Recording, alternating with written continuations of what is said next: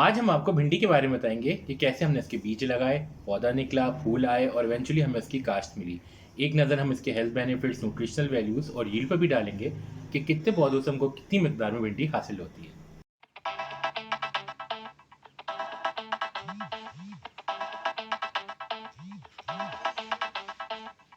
Hello डॉक्टरी family, उम्मीद है आप सब लोग खैरियत से होंगे। हमारी कोशिश होती है कि हर महीने आपको कम से कम एक फल, सब्जी या हर्ब के हवाले से कंप्लीट प्रोसेस सिखाएं, यानी कि बीज लगाने से लेकर हार्वेस्ट तक का पूरा प्रोसेस दिखा सकें। भिंडी के सीड हार्वेस्ट और सैपलिंग ट्रांसप्लांटेशन के हवाले से आप पहले ही हमारी 2 वीडियोस देख चुके हैं, जिनके लिंक्स मैं डिस्क्रिप्शन में डाल रहा हूँ। तो चलें देखते हैं कि भिंडी को किस तरह लगाया जाता है। आखिर में हेल्थ बेनिफिट्स और यील्ड देखना बिल्कुल मत भूलिएगा। भिंडी के बीज हम किस तरह हार्वेस्ट करते हैं, इस हवाले से हम आपके साथ एक वीडियो शेयर कर चुके हैं, जिसका लिंक मैं डिस्क्रिप्शन में डाल रहा हूँ। फिलहाल हम देखते हैं कि इन सीड्स को सो किस तरह किया जाता है। अब हम भिंडी के बीज लगाएंगे। आप देख सकते हैं इस पैकेट में भिंडी के बहुत सारे बीज मौजूद हैं और मैं बहुत सारे बीज लगाने वाला हूँ ताकि इस मौसम में मैं भिंडी के मामले में खुद कफ़ील हो जाऊँ। ये कप है और इस कप में मैं 3 सीड सो करूँगा। इसके अलावा मैं गमलों में भी भिंडी के बीज लगाऊंगा। ये फरवरी का महीना है और मैं बताता चलूँ कि जनवरी से मार्च बेहतरीन टाइम है भिंडी के बीज लगाने के लिए। तो आपने देखा, उसको हम हल्की सी मिट्टी में से कवर कर देंगे और उसके बाद उसको हम थोड़ा सा पानी दे देंगे और पौधा निकलने का इंतज़ार करेंगे। चलिए अब मैं बाकी गमलों में भी भिंडी के बीज सो कर देता हूँ।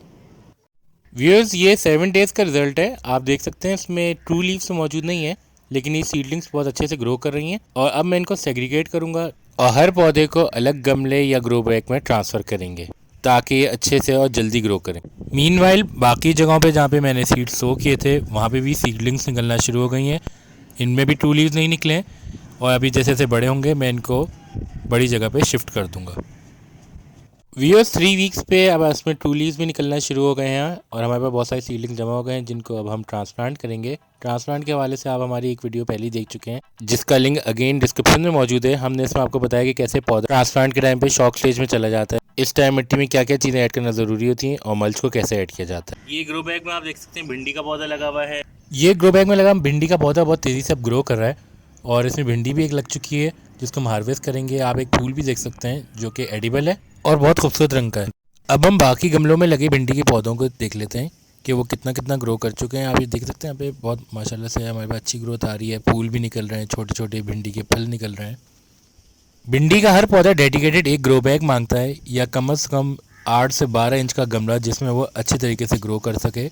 ये कद आदम के बराबर होता है और इससे बहुत सारी भिंडी आपको हासिल हो जाती है। यील्ड कितनी होती है मैं आपको वीडियो के आखिर में बताऊंगा। फिलहाल आप देखिए कि कितना अच्छा से भिंडी का पौधा ग्रो कर चुका है और अब मैं आपको इसकी हार्वेस्ट भी दिखाऊंगा। जी, तो ये आज हमारी पहली हार्वेस्ट है भिंडी की। इस सीज़न की फ़र्स्ट हार्वेस्ट है और यहाँ मैं आपको थोड़ा सा जूम इन करके दिखाता हूँ।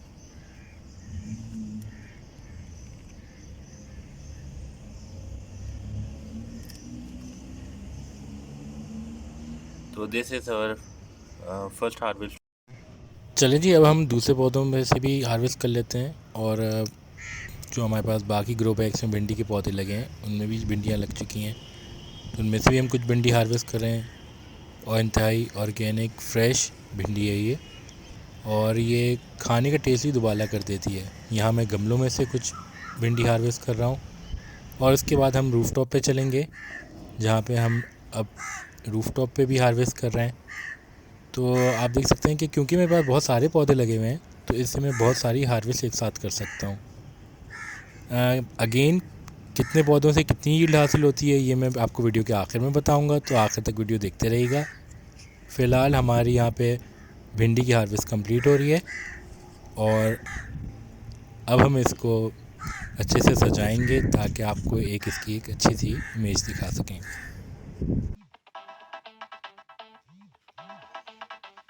देखा कितना इजीली हमने भिंडी को ग्रो किया। बड़े सग़ीर पाक व हिंद में भिंडी को सब्ज़ी के तौर पर इस्तेमाल किया जाता है। ये तरकारी में भी इस्तेमाल होता है, इसकी भुजिया भी बनाई जाती है। इसके अलावा भिंडी को कैरेबियन सैलेड्स में भी यूज़ किया जाता है। ख़ास तौर पे इसका फूल जो कि बहुत ही खूबसूरत होता है, यानी कि पीला और जामुनी रंग का होता है, उसको भी कैरेबियन सैलेड्स में बहुत ज़्यादा यूज़ किया जाता है।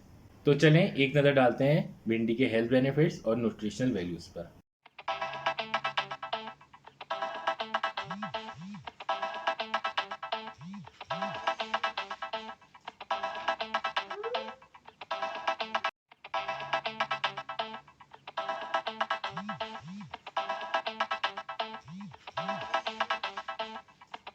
और बहुत से एलिमेंट के अलावा विटामिन ए, विटामिन सी और एंटीऑक्सीडेंट्स की मौजूदगी भिंडी को कैंसर, डायबिटीज़, स्ट्रोक और हार्ट डिजीज़ में ख़ुसूसन बहुत कारआमद बनाती है। भिंडी में एक सब्सटेंस लेक्टिन की मौजूदगी कैंसर सेल्स की ग्रोथ को इनहिबिट करती है। भिंडी खून में मौजूद शुगर के लेवल को कंट्रोल करने में भी काफ़ी मददगार साबित होती है। भिंडी में पॉलीफिनॉल्स की मौजूदगी हार्ट हेल्थ को सपोर्ट करती है, स्ट्रोक होने के और मुख्तलिफ हार्ट प्रॉब्लम्स होने के रिस्क को काफ़ी रिड्यूस करती है। कोलेस्ट्रॉल के हवाले से भिंडी में मौजूद म्यूसिलेज हाजमे के दौरान कोलेस्ट्रॉल से बाइंड कर जाता है और इस तरीके से वो खून में मौजूद ब्लड कोलेस्ट्रॉल के लेवल को कम कर देता है। कैल्शियम और ख़ुसूसन विटामिन के की मौजूदगी हमारी हड्डियों को ताकत देती है, फ्रैक्चर्स होने से बचाती है और ख़ुसूसन ऑस्टियोपोरोसिस के लिए इंतहाई कारआमद ग़िज़ा का रोल प्ले करती है। फाइनली भिंडी में मौजूद डाइटरी फाइबर्स कब्ज़ होने से रोकती है, एपिटाइट को रिड्यूस करती है और वेट लॉस करने में कंट्रीब्यूट करती है और ओवरऑल निज़ाम हज़म को बेहतर बनाती है। यहाँ ये बताता चलूँ कि भिंडी के 7 पौधे आपको हफ्ते भर में 1 पाव भिंडी दे देते हैं, यानी कि आप 7 पौधों से 1 महीने के अंदर ऑलमोस्ट 1 किलो भिंडी जो है वो हासिल कर लेते हैं।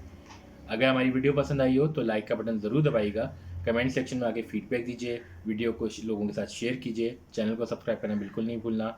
अपना अजीज़ व क़रीब सबका ख्याल रखिएगा। It's me doctor Ali from the team डॉक्टरी साइनिंग ऑफ। टेक केयर, अल्लाह हाफ़िज़।